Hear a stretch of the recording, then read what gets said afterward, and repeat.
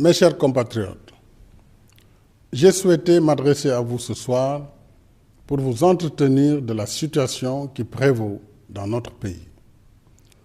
Nous sommes tous témoins des manifestations d'une rare violence qui ont éclaté ces derniers jours à Dakar et dans d'autres localités, causant des pertes en vies humaines et d'importants dégâts matériels. Ce soir, mes pensées vont d'abord aux victimes de ces malheureux événements et à toutes les personnes, physiques et morales, impactées par les manifestations. Je salue la mémoire des défunts et présente mes condoléances à leurs familles. Je souhaite prompt rétablissement aux blessés. Nous sommes une seule famille, unie par une histoire qui nous assigne un destin commun. Chaque vie perdue est un deuil pour la nation. C'est pourquoi l'État viendra en aide aux familles endeuillées et facilitera l'accès aux soins des blessés. Devant tant de violences inouïes, où des enfants et des femmes ont été mis de façon organisée en première ligne dans les scènes de casse et de pillage, nos forces de défense et de sécurité ont fort heureusement fait preuve de professionnalisme, de discernement et de retenue. Autrement, le bilan aurait été plus lourd. Nous avons vu des édifices publics et des symboles de l'État attaqués, des commerces et autres biens privés pillés et réduits en cendres. Ce sont des années d'investissement et de dur labeur qui ont été anéantis. Rien, ni aucune cause ne saurait justifier ces actes regrettables.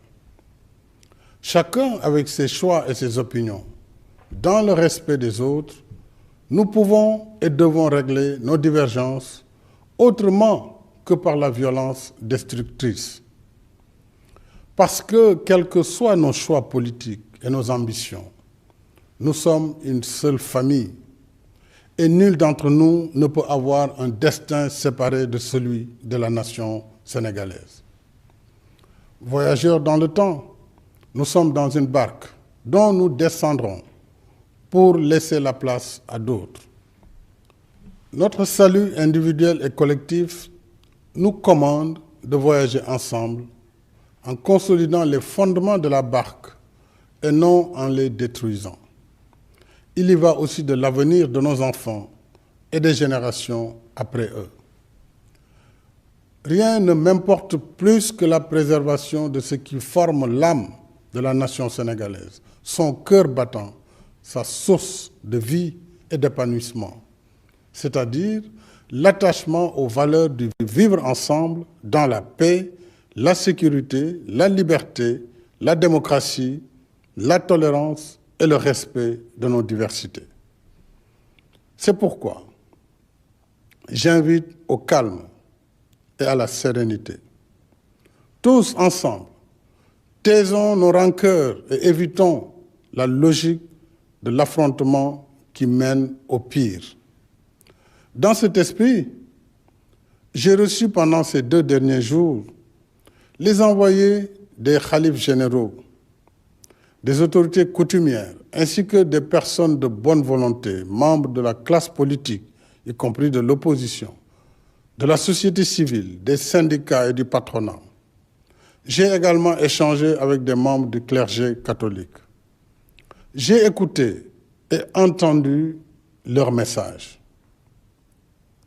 Je leur exprime toute ma gratitude et les remercie pour les sages conseils, ainsi que leurs suggestions et recommandations constructives. Toute cette synergie positive montre que dans des moments de doute, d'inquiétude et de turbulence, nos régulateurs sociaux fonctionnent et les ressorts de notre nation restent solides. Sur l'aspect judiciaire de cette crise, laissons la justice suivre son cours en toute indépendance. En ce qui me concerne, je ferai usage de tous les pouvoirs que me confère ma charge pour consolider le retour au calme et à la sérénité dans l'intérêt supérieur de la nation, la sécurité des personnes et des biens, la défense de la République et la préservation de nos institutions démocratiques. Sur le dialogue et la concertation, ma main reste tendue et mes portes ouvertes. Du reste, dès après mon élection, allant au-delà du fait majoritaire, j'ai lancé le dialogue national pour conforter les bases de notre démocratie et de notre système politique. Ce dialogue est fécond.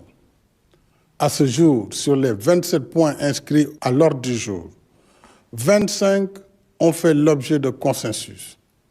Je reste et demeure attaché au dialogue pour la mise en œuvre des points de convergence déjà acquis.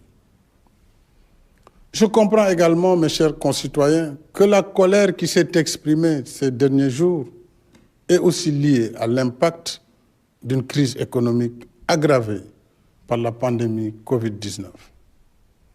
Personne ne peut nier que le monde entier, notre pays y compris, traverse une profonde crise économique, occasionnant des millions de pertes d'emplois et d'activités génératrices de revenus. Des familles entières sont plongées dans la pauvreté, l'angoisse et la frustration. Je mesure les difficultés quotidiennes dans nos villes et dans nos campagnes. Je sais ce qu'est la vie dure dans nos quartiers. Je comprends la colère de nos banlieues. Avec le Fonds de riposte et de solidarité contre les effets de la Covid-19, l'État a financé pour 1 000 milliards de francs CFA le soutien aux ménages, aux entreprises, aux travailleurs et aux différents corps de métiers, y compris le secteur des arts et de la culture. Nous n'avons pas oublié notre diaspora, que nous avons appuyée pour plus de 12 milliards. Ce soutien à la diaspora illustre d'ailleurs l'étendue de la crise que nous vivons. Parce que d'habitude, c'est bien la diaspora qui vient en aide au pays et non l'inverse. Tout cela pour montrer que la solidarité, l'équité et la justice sociale restent au cœur de mes préoccupations et bien avant la pandémie Covid-19. Mais je constate que tous les efforts jusque-là consentis en matière de formation, d'emploi et de financement dédié aux jeunes, à hauteur de 60 milliards de francs CFA pour la délégation générale à l'entrepreneuriat rapide des femmes et des jeunes et de 40 milliards par an du fonds de financement de la formation professionnelle et technique restent encore insuffisants. C'est pourquoi, m'adressant à vous, les jeunes, je voudrais vous dire que je comprends vos inquiétudes et vos préoccupations. J'ai vu nombre d'entre vous sortir dans la rue pour exprimer la colère de votre mal-vivre, parce que vous n'avez pas d'emploi, parce que vous aspirez à un avenir meilleur, parce que depuis 1 an de lutte anti-pandémie Covid-19, votre quotidien reste marqué par la morosité économique, les restrictions sociales et la limitation des espaces de loisirs et de détente. Qu'une jeunesse confrontée à autant de privations exprime son mal-vivre me paraît tout à fait compréhensible. En même temps, évitons de participer à tout ce qui nous retarde dans la quête d'un avenir meilleur. Quand on saccage un commerce, quand on s'attaque aux biens d'autrui, on ne crée pas de l'emploi, on en détruit. On ne fait pas reculer la pauvreté, on l'aggrave. J'engagerai dans les meilleurs délais une réorientation des allocations budgétaires pour améliorer de façon substantielle et urgente les réponses aux besoins des jeunes en termes de formation, d'emploi, de financement de projets et de soutien à l'entrepreneuriat et au secteur informel. Dans l'immédiat, à la faveur de la campagne de vaccination en cours et de l'amélioration de la situation Covid-19, j'ai décidé d'alléger le couvre-feu liées à l'état de catastrophe sanitaire dans les régions de Dakar et de Thiès, qui sera désormais fixé de minuit à 5 heures du matin. Cette mesure contribuera à élargir le champ des activités productives et aider au retour progressif à une vie normale dans ces deux régions qui concentrent l'essentiel des activités économiques du pays. Pour autant, continuons à respecter les recommandations sanitaires que requiert la situation.